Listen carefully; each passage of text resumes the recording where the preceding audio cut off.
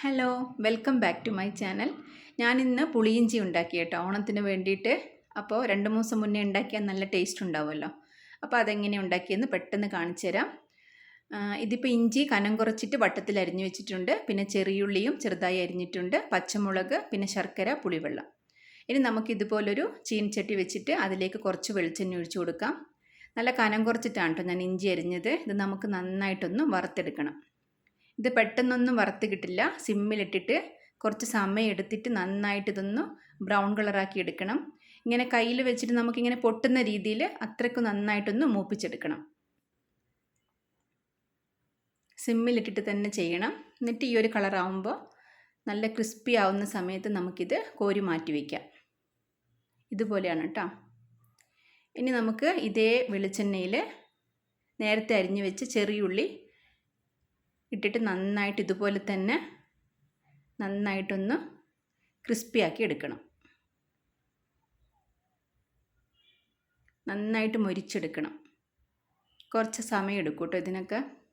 സിമ്മിലിട്ടിട്ട് നന്നായിട്ട് ബ്രൗൺ കളറാക്കി എടുക്കണം. ഇതും നമുക്ക് കയ്യിൽ വെച്ച് കഴിഞ്ഞാൽ നന്നായിട്ട് ഈ പൊട്ടുന്ന രീതിയിലാവുമ്പോൾ നമുക്കിതും കോരി മാറ്റി വയ്ക്കാം. നമുക്കിതേ വെളിച്ചെണ്ണയിൽ കുറച്ച് കടുകിട്ട് പൊട്ടിക്കാം. പിന്നെ കുറച്ച് ഉലുവ ഇട്ട് കൊടുക്കാം. ഉലുവയൊക്കെ കുറച്ച് മതി കേട്ടോ, ഇല്ലെങ്കിൽ പിന്നെ കയ്പ്പ് വരും. പിന്നെ പച്ചമുളക് വട്ടത്തിൽ അരിഞ്ഞത് ഇട്ട് കൊടുക്കാം. എന്നിട്ടിത് നന്നായിട്ടൊന്ന് പച്ചമുളകൊന്ന് മൂപ്പിച്ചെടുത്തിട്ട് പിന്നെ ഇതിലേക്ക് നമുക്ക് പുളിവെള്ളം ഒഴിച്ചു കൊടുക്കണം. പുളിവെള്ളം കുറച്ച് കട്ടിക്ക് തന്നെ എടുക്കണം. എന്നിട്ട് അത് ഇതിലേക്ക് ഒഴിച്ചു കൊടുക്കാം. എന്നിട്ട് നന്നായിട്ട് തിളച്ച് വരുന്ന സമയത്ത് നമുക്ക് 1 സ്പൂൺ നിറയെ മുളക് പൊടി ചേർത്ത് കൊടുക്കാം. പിന്നെ ഒരു 1/2 സ്പൂൺ കായപ്പൊടി ചേർത്ത് കൊടുക്കണം. എന്നിട്ട് ഇത് നന്നായിട്ടൊന്ന് മിക്സ് ചെയ്തിട്ട് കുറച്ച് സമയം ഇതൊന്ന് തിളച്ച് വരണം. ഇനി നമുക്ക് ആവശ്യത്തിന് ഉപ്പ് ചേർത്ത് കൊടുക്കാം. ഞാനിപ്പോൾ 1 സ്പൂൺ നിറയെ ഉപ്പ് ചേർത്ത് കൊടുത്തിട്ടുണ്ട്. ഇനി നമുക്ക് നേരത്തെ നമ്മൾ ഇഞ്ചിയും ചെറിയുള്ളിയൊക്കെ ബ്രൗൺ കളറാക്കി എടുത്തില്ലോ, നല്ല ക്രിസ്പിയാക്കി എടുത്തില്ലേ, അത് മിക്സിയിലിട്ടൊന്ന് പൊടിച്ചിട്ട് അത് ഇതിലേക്ക് ചേർത്ത് കൊടുക്കാം. എന്നിട്ട് നന്നായിട്ട് ഇതൊന്ന് തിളയ്ക്കണം. നന്നായിട്ട് തിളച്ച് കഴിഞ്ഞിട്ടാകുമ്പോൾ ഇതിലേക്ക് കുറച്ച് കറിവേപ്പില ചേർത്ത് കൊടുക്കാം. കറിവേപ്പിലയും കൂടെ ചേർത്ത് ഇത് നന്നായിട്ടൊന്ന് സിമ്മിലിട്ടിട്ട് ഇതിൻ്റെ വെള്ളമൊക്കെ ഒന്ന് കുറുകിയൊന്ന് വരണം. ഈ ഒരു സമയത്ത് നമുക്ക് ശർക്കര ചേർത്ത് കൊടുക്കാം.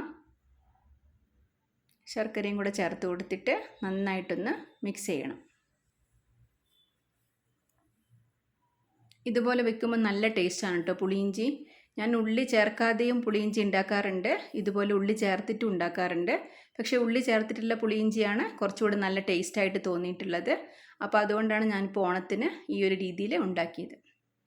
ഇത് നമുക്ക് സിമ്മിലിട്ടിട്ട് ഇതൊന്ന് നന്നായിട്ടൊന്ന് വറ്റി വരാൻ വേണ്ടിയിട്ട് വെയിറ്റ് ചെയ്യണം. അപ്പോൾ ഇത് ചൂടോടെയാണ് കേട്ടോ ഞാനിപ്പോൾ പാത്രത്തിലേക്ക് ഒഴിക്കുന്നത്.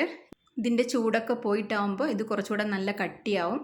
അപ്പോൾ നമുക്ക് സദ്യയിലെ ഇലയിലൊക്കെ വിളമ്പുന്ന സമയത്ത് ആ ഒരു കറക്റ്റ് പുളിയിഞ്ചിയുടെ ആ ഒരു ഇതിൽ തന്നെ കിട്ടും കേട്ടോ. അപ്പോൾ നല്ല ടേസ്റ്റി ആയിട്ടുള്ള പുളിയിഞ്ചി റെഡിയായി. എല്ലാവരും ഉണ്ടാക്കി നോക്കണം. അപ്പോൾ ഇത്രയേ ഉള്ളൂ. Thanks for watching.